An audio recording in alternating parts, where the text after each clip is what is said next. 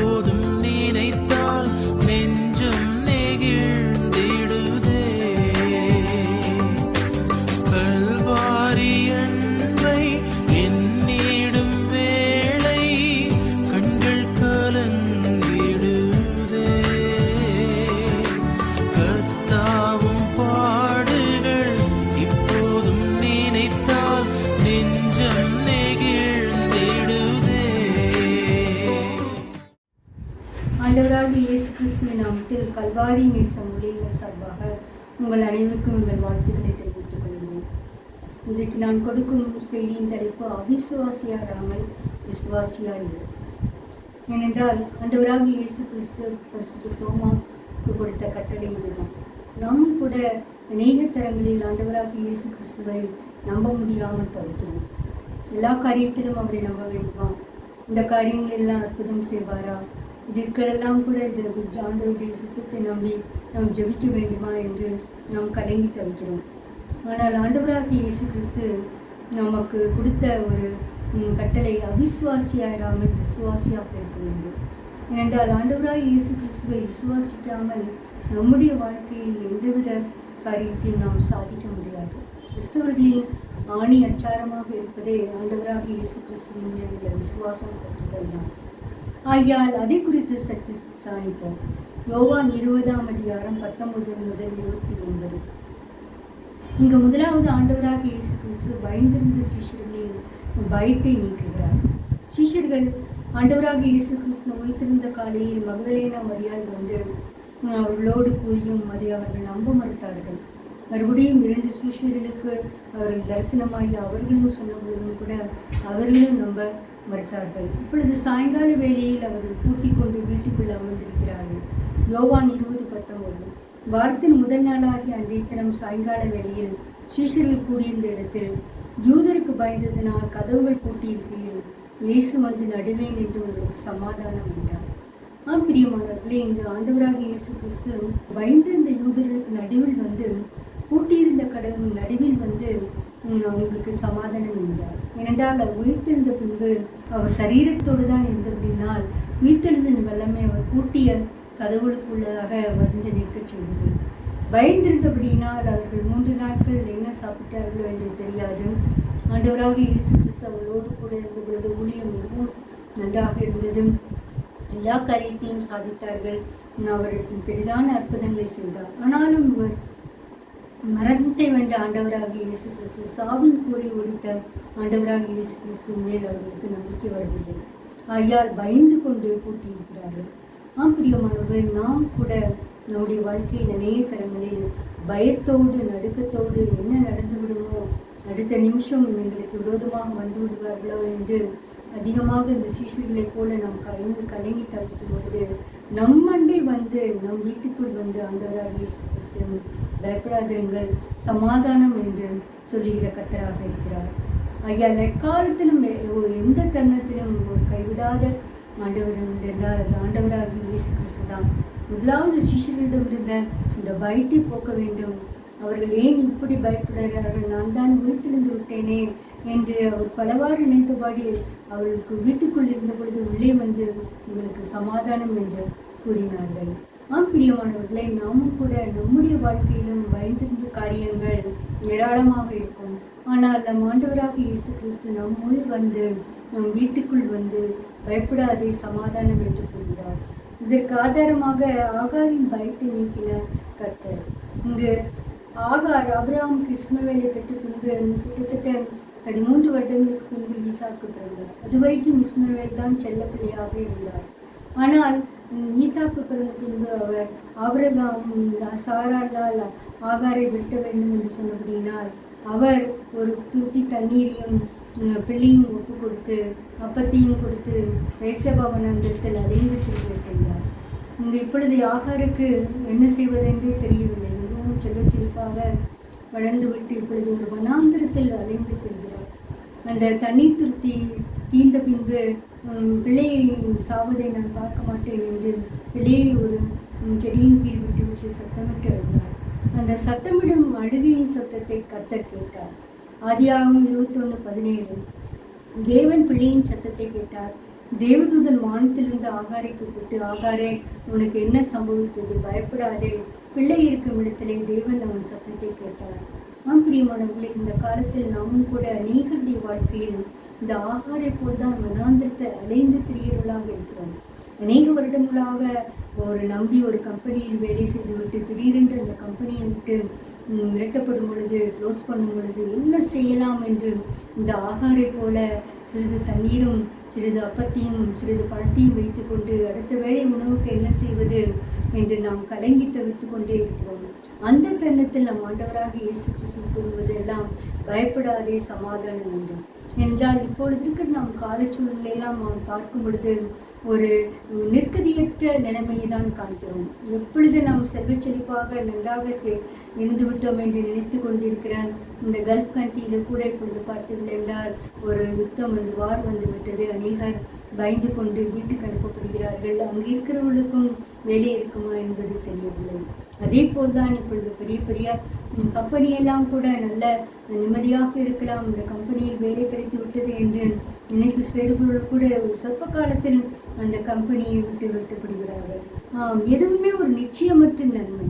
அப்படி ஒரு நிச்சயமற்ற தன்மையில் தான் அந்த சீஷர்களும் இருந்தார்கள். ஆனால் ஆண்டவராக இயேசு கிறிஸ்து கைவிடவே இல்லை. ஆகாரை போல நாமும் கூட வனாந்திரத்தில் எதிர்காலம் என்ன நடக்குமோ இந்த நிச்சயமற்ற தன்மையில் நாம் அணைந்து திருக்கும் பொழுது ஆண்டவராக இயேசு கிறிஸ்து நம்மிடம் வந்து கூறுவது பயப்படாதே, சமாதானம் என்பதுதான். ஆகையால் நாம் விசுவாசத்தின் முதலாவது கட்டம் தேவன் நம்மோடு வந்து நம்மை பயப்பட வேண்டாம் என்று ஆறுதல் செய்கிற தேவனாக இருக்கிறார். இப்பேற்பட்ட நாம் தேவனை நாம் இரட்சகராக ஏற்றுக்கொள்ளும் பொழுது மட்டும்தான் நிச்சயமாகவே நாம் எதிர்காலத்தின் நிச்சயமற்ற தன்மையை குறித்து பயத்தை எடுப்பட்டு சமாதானம் உள்ளவர்களாக நாம் காணப்படுவோம். எதிர்காலத்தை குறித்து நிச்சயமற்ற ஒரு தன்மை நமக்குள் காணப்படும் என்றால் ஒரு சமாதானமே இருக்காது. என்ன நடக்குமோ, என்ன செய்வோம், கம்பெனியை மூடிவிடுவார்களோ, என் வியாபாரம் படுத்து விட்டதே, கடன் சுமை தீர்கிறதே, பிள்ளைகளின் படிப்பு என்ன செய்வது, திருமண காரியங்கள் என்ன செய்வது என்று நாம் கலங்கி தவிக்கிறோம். அப்பொழுதெல்லாம் ஆண்டவராக இயேசு கிறிஸ்து சீஷர்களுக்கு கொள்வது போல பயப்படாதிருங்கள், சமாதானமாயிருங்கள் என்றுதான் கூறுகிறார். பிரியமானவர்களே, நாமும் கூட மறுபடியும் ஒரு கிதியோனின் வாழ்க்கையில் பயம் நீக்கப்பட்டது. கிதியோன் சமயத்தில் நியாயாதிபதிகள் காலத்தில் மீதியானவர்கள் கையில் இஸ்ரவேல் ஜனங்கள் அதிகமாக ஒடுக்கப்பட்டார்கள். இங்கு சொற்ப விளைச்சலையும் கூட கிதியோன் பயந்து கொண்டு ஆலைக்கருவாக அதை போரடித்துக் கொண்டிருந்தார். மீதியானவர்கள் வெட்டிக்கிளியை போல் வந்து இஸ்ரவேலின் மக்களின் எல்லா காரியத்தையும், ஒரு நல்ல நல்ல காரியங்கள், விளைச்சல்களையும் திராட்சைப்பழங்களையும் ஒளிவ எண்ணெயையும் எடுத்து கொண்டு போய்விடுவார்கள். ஆகையால் பயந்து புகையிலும் மறைந்து கொண்டிருந்தார்கள். அப்படி கிதியோன் ஒரு நாள் இருக்கும் பொழுது நியாயாதிபதிகள் 6:23 அதற்கு கர்த்தர் உனக்கு சமாதானம், பயப்படாது, நீ சாவதில்லை என்று சொல்கிறார். பிரியமானவர்கள், கிதியோனுக்கு கர்த்தருடைய தூதன் பிரத்யட்சமாக தரிசனம் கொடுத்த பொழுது அவன் பயந்து விட்டான். எங்கே நான் தேவனுடைய தூதனை கண்டேன், நான் சாவப் போகிறேன் என்று. அப்பேற்பட்ட காரியத்திலும் கூட பயப்படாதே, நீ சாவதில்லை என்று கூறுகிறார். பிரியமானவர்களே, சாவை நோக்கி ஓடிக்கொண்டிருக்கிற மக்கள் ஏராளம் ஏராளம். எதற்கெடுத்தாலும் கொஞ்சம் கூட யோசிக்காமல் அதிகமான பேர் தன்னை தற்கொலைக்கு நேராக ஓடிக்கொண்டிருக்கிறார்கள். குறிப்பாக இளம் வயதினர். அவர்களுடைய பாதுகாப்புக்காக நாம் ஜெபிக்க வேண்டிய ஜெபம், ஆண்டவரை நோக்கி, ஆண்டவரே அவர்கள் சாகக்கூடாது, கிதியோனை காப்பாற்றின தேவன், நீர் உயிரோடு இருந்தவர்களுக்கு பயப்படாது என்று சொன்ன தேவன், நிச்சயமற்ற தன்மையை மாற்றின தேவன், அவருடைய வாழ்க்கையிலும் ஒரு நிச்சயமற்ற தன்மையை, பாதுகாப்பற்ற தன்மையை மாற்ற வேண்டும் என்று நாம் ஜெபிக்க கடமைப்பட்டுள்ளோம். அவர்களை பார்த்தும் கர்த்தர் சொல்லுகிறார், உனக்கு சமாதானம், நீ பயப்பட வேண்டாம். இதை கேட்டுக்கொண்டிருக்கிறார் இளம் வயதுள்ள வாலிபர்களே, வாலிப பெண்களே, உங்களுடைய எதிர்காலத்தை குறித்து நிச்சயமற்ற தன்மைகளாக இருக்கிறீர்களா? கவலைப்பட வேண்டாம். ஆண்டவராக இயேசு கிறிஸ்து உங்களிடம் வந்து பயப்படாதே, சமாதானம் என்று கூறுகிறார். பிற்பாடு சிஷ்யர்களுக்கு ஆண்டவர் பயத்தை நீக்குவதற்காக மேலும் ஒரு ஆதாரமாக கூறுவது யோவான் 20:21 இயேசு மறுபடியும் அவளை நோக்கி, உங்களுக்கு சமாதானம் உண்டாவதாக, பிதா என்னை அனுப்பினது போல நானும் உங்களை அனுப்புகிறேன் என்று சொல்லி அவர்கள் மேல் ஊதி பரிசுத்த ஆவியை பெற்றுக்கொள்ளுங்கள் என்கிறார். பிரியமானவர்களே, இங்கு மறுபடியும் சமாதானமாக இருங்கள் என்று கூறுகிறார். மறுபடியும் அவரை தேற்றுகிறார்கள். ஒரு தாய் தன் குழந்தையை தேற்றுவது போல தேற்றுகிறார்கள். நீங்கள் பாருங்கள், நாம் அதிக மன கஷ்டமாக இருக்கும் பொழுது தகப்பனும் தாயும் நம்மை அதிகமாக தேற்றுவார்கள். முக்கியமாக உதாரணமாக ஒரு பரீட்சையில் ஒரு செமஸ்டர் எக்ஸாமில் ஏதாவது ஒரு பாடத்தில் நாம் தோல்வி அடைந்து விட்டால் அதிகமாக உலகமே இடிந்து விழுந்தது போல நாம் நினைத்துக் கொள்வோம். மற்றவர்கள் நம்மை ஒதுக்கிவிட்டது போல நினைத்துக் கொள்வோம்.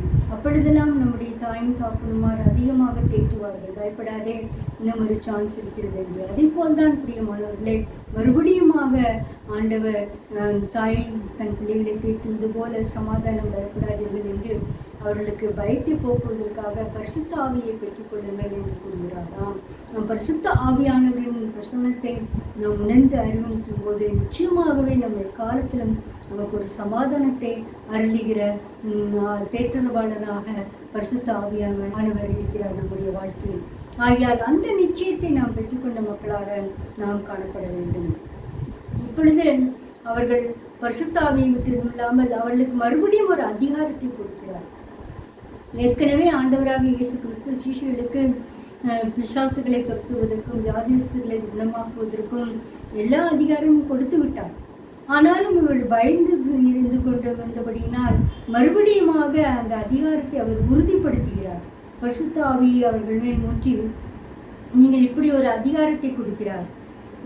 யோவான் 20:23, எவருடைய பாவங்களை மன்னிக்கிறீர்களோ அவைகள் அவர்களுக்கு மன்னிக்கப்படும், எவருடைய பாவங்களை மன்னியாதிருக்கிறீர்களோ அவைகள் அவர்களுக்கு மன்னிக்கப்படாதிருக்கும் என்றார். ஆம் பிரியமானவர்களே, இப்படி ஒரு அதிகாரம். ஏனென்றால் ஆண்டவராக இயேசு கிறிஸ்து சிலுவையில் இருந்தபோது கூட பிதாவே இவர்களுக்கு மன்னியும், இவர்கள் தாங்கள் செய்வது இன்னதென்று அறியாதிருக்கிறார்கள் என்று. ஆனால் இப்பொழுது அவருடைய சீஷர்கள் என்று வந்துவிட்ட பொழுது அதிகமாக அவர்களுக்கு தான் எல்லா அதிகாரமும் உண்டு. யாரை இவர்கள் மன்னிக்க வேண்டும் என்று நினைக்கிறார்களோ அவர்களை நான் மன்னிப்பேன், யாரை மன்னிக்க கூடாது என்று நினைத்திற்கு மன்னிக்க மாட்டேன். எவ்வளவு பெரிய அதிகாரம் பாருங்கள். அப்படி என்றால் அந்த சீஷர்களுக்கு யாரும் எந்த துன்பமும் கொடுத்து விடக்கூடாது. அப்படி கொடுத்து விட்டு அவர்கள் சங்கடப்படும் பொழுது நிச்சயமாகவே நான் அதை பழிவாங்குவேன் என்ற ஒரு நிச்சயத்தை அறிவித்ததாக தான் இந்த ஒரு காரியத்தை. யாரை நீங்கள் மன்னிக்கிறீர்களோ நான் மன்னிப்பேன், யாரை மன்னியாதிருக்கிறீர்களோ நான் மன்னிக்க மாட்டேன். ஆகையால் இந்த வசனத்தை நாம் ஆதாரமாக ஏற்றுக்கொண்டு நாம் எல்லார் மேலும் வெறுப்படையக்கூடாது.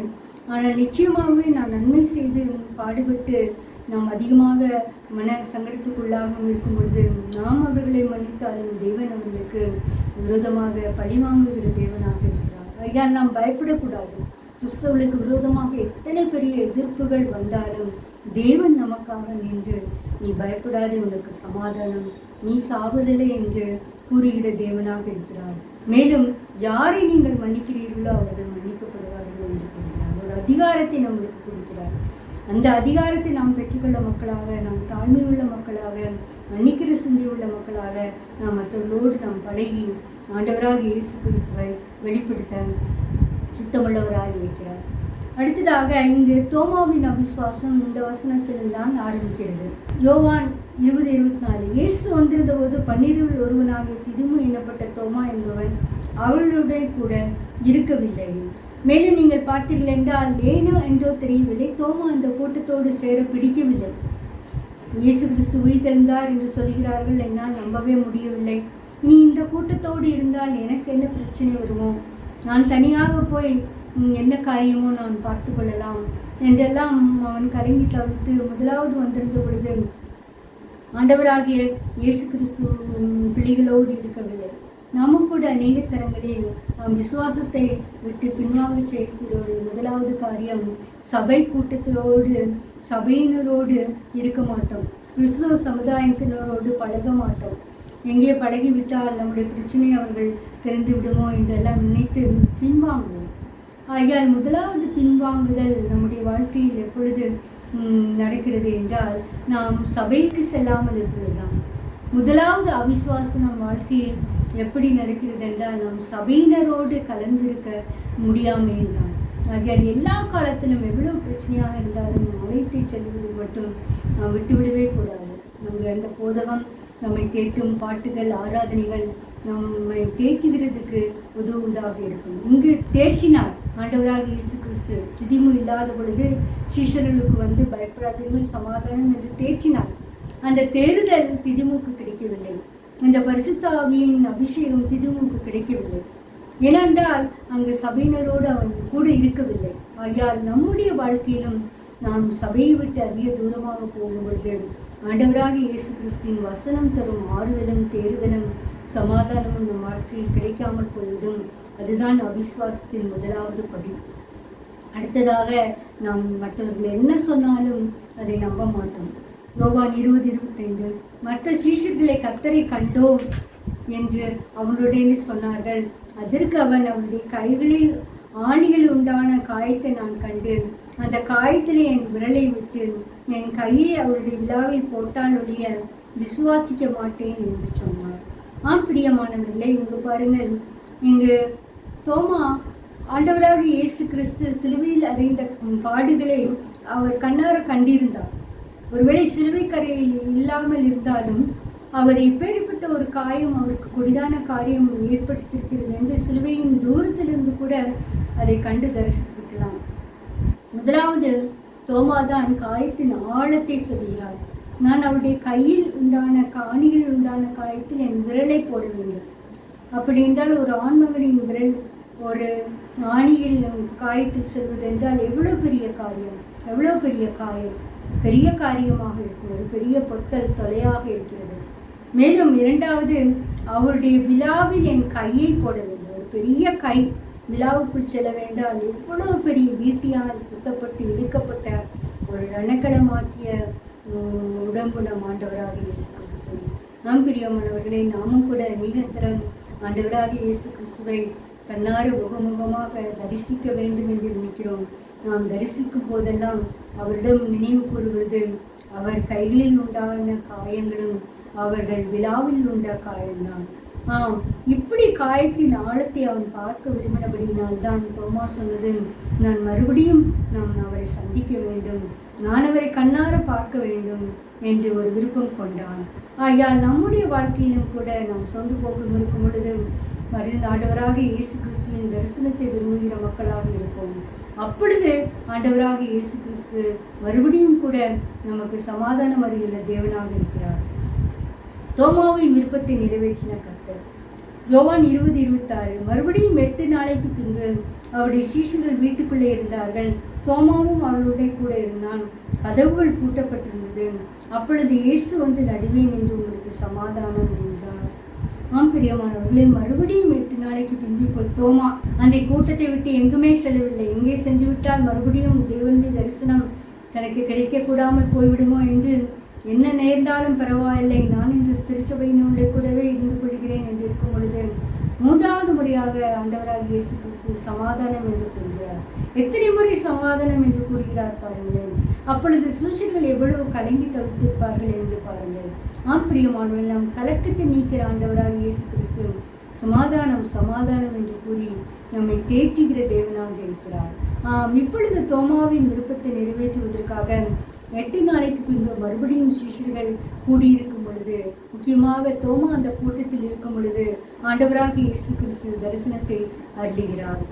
பிரியமானவர்களை, நாம் எப்பொழுதும் ஆண்டவராக இயேசு கிறிஸ்துவின் தரிசனத்தை விரும்புகிற மக்களாக தோமாவை போல நான் அவரை காண வேண்டும், அவரை தரிசிக்க வேண்டும், அவருடைய பிரசனத்தை விரும்ப வேண்டும் என்று நாம் விரும்புகிற மக்களாக நாம் காணப்படுவோம். அப்பொழுதுதான் நம்முடைய அவிசுவாசம் நம்மை விட்டு நீங்கும்.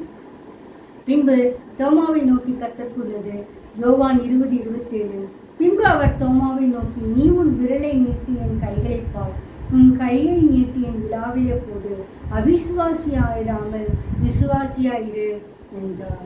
பிரியமானவர்களே, நம்மை பார்த்தும் கூட ஆண்டவராக இயேசு கிறிஸ்து இப்பொழுது கூறுவது, இப்பொழுது பாருங்கள், என் காயத்தை பாருங்கள். நான் இன்னும் அதே காயத்தோடு தான் ஆண்டவராக இயேசு கிறிஸ்து அதே சரீரத்தோடு தான் பரலோகத்தில் வீற்றிருக்கிறார். எப்பொழுது வேண்டுமானாலும் நாம் அவருடைய காயத்தை பார்க்கலாம். எப்பொழுது வேண்டுமானால் விழாவில் போன்ற எவ்வளவு பெரிய தொலை என்பதை நாம் கண்டு நமக்காக தானே அந்த காயம் என்று நாம் அவரிடம் மண்டியிட கடமைப்பட்டுள்ளோம். இப்பொழுது முதலாவதாக தேவன் தோமாவை பார்த்து அவிசுவாசியாயிராமல் விசுவாசியாயிரு என்று கூறுகிறார். பிரியமானவர்களே, நாம் விசுவாசிக்கத்தக்கதாக ஆண்டவராக இயேசு கிறிஸ்துவின் காயங்களை நாம் அதிகமாக தியானிக்க வேண்டும்.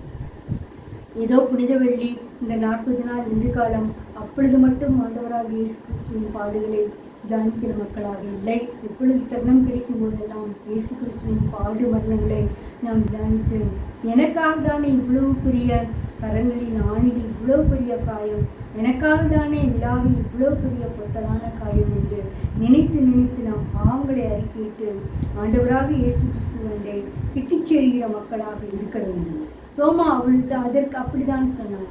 20:28 தோமா அவருக்கு பிரதியுத்தரமாக, என் ஆண்டவரே என் தேவனே என்றார். முதலாவது தேவனே, ஆண்டவரே தேவனே என்று கூறுகிறார் தோமா. இப்பொழுது ஆண்டவராக இயேசு கிறிஸ்துவை நம் ஆண்டவராக, சொந்த இரட்சகராக, தேவனாக ஏற்றுக்கொண்டார். பிரியமானவர்களே, நாமும் கூட ஆண்டவராக இயேசு கிறிஸ்துவை தேவாதி தேவனாக, ஆண்டவராக நாம் ஏற்றுக்கொள்ள வேண்டும். சர்வத்தையும் படைத்த அவர் தேவாதி தேவனின் வலது பார்சல் வீற்றிருக்கிறார் என்ற உண்மையை நாம் தேவனே என் ஆண்டவரே என்று ஒவ்வொரு முறையும் நாம் ஜெபத்தில் கதறக்கூடிய மக்களாக இருக்கிறோம். அதுதான் ஆண்டவராகிய இயேசு கிறிஸ்துவை அறிக்கை பண்ணுகிற விதம். ஏனென்றால் நாம் அவரை ஆண்டவரே தேவனே என்று கூப்பிடும் பொழுதுதான் முழு அங்கீகாரத்தையும் பிதா எக்ஸ்பெக்ட் பண்ணுகிற முழு மரியாதையும் நாம் ஆண்டவராக இயேசு கிறிஸ்துவை கொடுக்கிறோம்.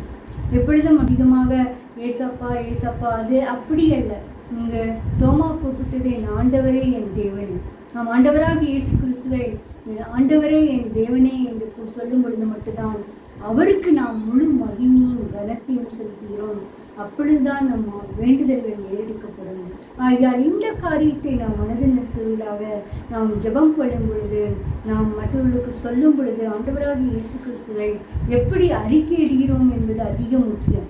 ஆண்டவரே என் தேவனே என்று சொல்லுகிறோமா, இல்லை வேதாகமத்தில் இல்லாத காரியத்தை நாம் சொல்லி அவரை அறிக்கை பண்ணுகிறோமா என்று அதிக முக்கியமாக நாம் கவனிக்க வேண்டியது. கடைசியாக ஆண்டவராக இயேசு கிறிஸ்து கூறுகிறது, அதற்கு இயேசு, தோமாவே நீ என்னை கண்டதினாலே விசுவாசித்தாய், காணாதிருந்தும் விசுவாசிக்கிறவர்கள் பாக்கியவான்கள். பிரியமானவர்களே, தோமாவுக்கு ஒரு ஸ்லாக்கியம்.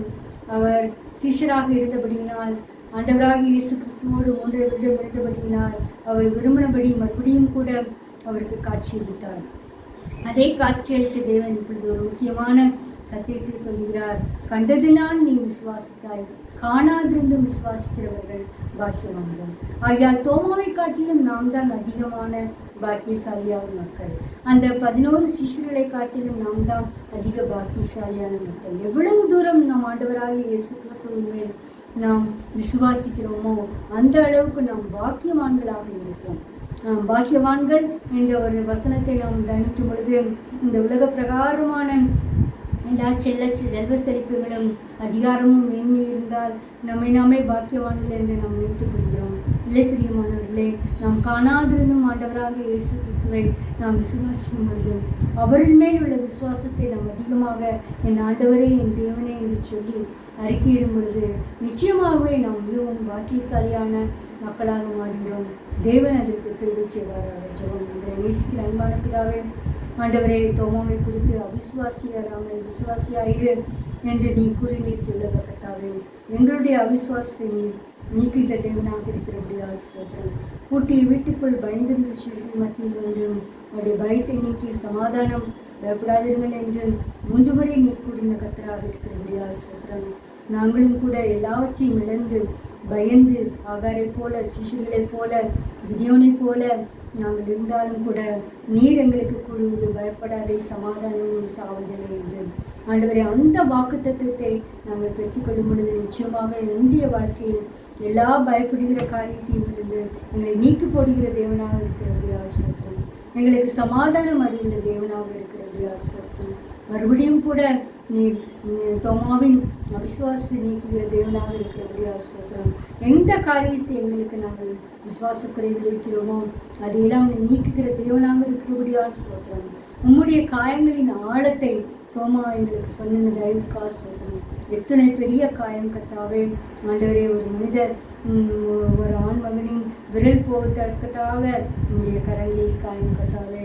ஒரு ஆண் மகனின் கரம் போகத்தக்கதாக உங்களுடைய விழாவில் ஒரு பெரிய காயம் கர்த்தாவே. ஆண்டவரே, எங்களுக்காக அந்த பாடலில் நீங்கள் பட்ட தயவுக்காக ஸ்தோத்திரம். எங்களை மீட்கத்தக்கதாக நீர் எங்களுக்கு அந்த காயத்தை ஏற்படுத்தி தந்த தயவுக்காக ஸ்தோத்திரம். உங்களுடைய திரு ரத்தத்தால் எங்களை கழுவி ரட்சிக்க வேண்டும் என்று கெஞ்சுவேன் கர்த்தாவே. ஆண்டவரை காணாதிருந்த விசுவாசிகள் பாக்கியவான்கள் என்று சொல்லத்தக்கதாக என் தேவனே என் ஆண்டவனே என்று நாங்கள் எக்காலத்திலும் ஆண்டவராக இயேசு கிறிஸ்துவை குறித்து அந்த தொடரை யூஸ் பண்ணி அவரை அட்ரஸ் பண்ணத்தக்கதாக எல்லா பாக்கியங்களையும் பெற்றுக்கொள்ளத்தக்கதாக கிருபை செய்ய வேண்டும் என்று கெஞ்சுவோம். ஆண்டவரை காணாதிருந்தும் விசுவாசிக்கிறவர்கள் பாக்கியவான்கள் என்று சொல்லப்படுவார்கள். நாங்கள் இன்னும் அதிகமாக உங்களை விசுவாசத்தின் பாக்கியவான்களின் சந்ததியாக பெற்றுக்கொள்ள கிருபை செய்ய வேண்டும் என்று கெஞ்சுவோம். எல்லா துதிகான மகிமை உமக்கு செலுத்துகிறோம். இரட்சகராய் இயேசு கிறிஸ்துவின் வேண்டிக் கொள்கிறோம் பிதாவே. ஆமென்.